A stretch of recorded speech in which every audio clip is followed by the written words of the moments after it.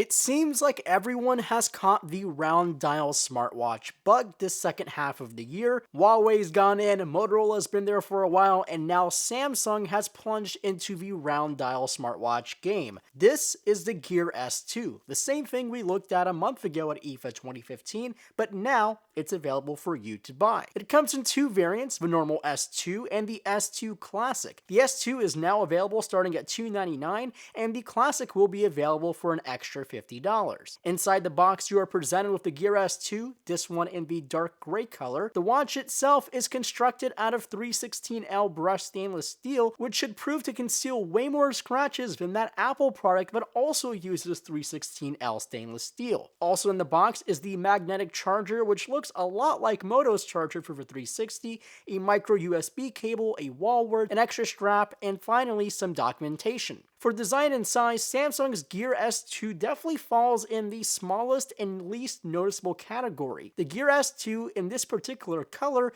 looks as futuristic as it gets, yet it's quite discreet. Its gray on black color combination could easily be mistaken for some kind of fitness tracker, but it's clearly way more capable. But the size is definitely something to get used to. While the screen is a nice 1.2 inches, its complete diameter is 30.2 millimeters, compared to the Huawei Watch, which comes in at 42 millimeters, which by the way isn't exactly big either, and the Gear S2 just looks way tiny. Now bring in the Moto 360, spanning a 46 millimeter diameter, and the Gear S2 just looks plain silly. Even the Apple Watch looks large compared to the Samsung Gear S2, but there's something with the design that makes the Gear S2 look good, even though in technical terms it's the smallest device here. But perhaps that's all down to how good that display looks. Given Samsung's experience of Super AMOLED, the Gear S2 benefits a 1.2-inch 360 by 360 Super AMOLED panel. It's the highest PPI for an Android-oriented smartwatch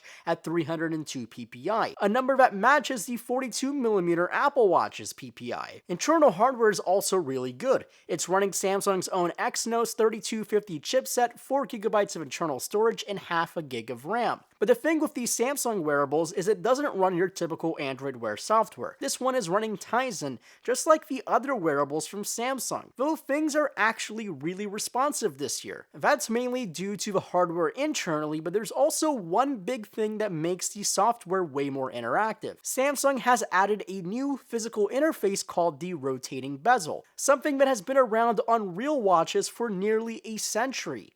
Unlike Apple's digital crown, the bezel feels 10 times more natural to use, and the great thing is, you can use it anywhere around the bezel. This lets users go through menus, notifications, applications, and a whole lot more, way more efficiently than using your finger on the display. But that's the Gear S2 in a nutshell. I'm definitely looking forward to putting the Gear S2 through its paces to see if the rotating bezel is the way to go for all future smartwatches, and also everything else included in the software experience. Make sure to hit that subscribe button to be notified of our review of the Gear S2 and a versus between this and the Apple Watch. And as always, my name is Marco Hanna, and I'll catch you guys in the next video.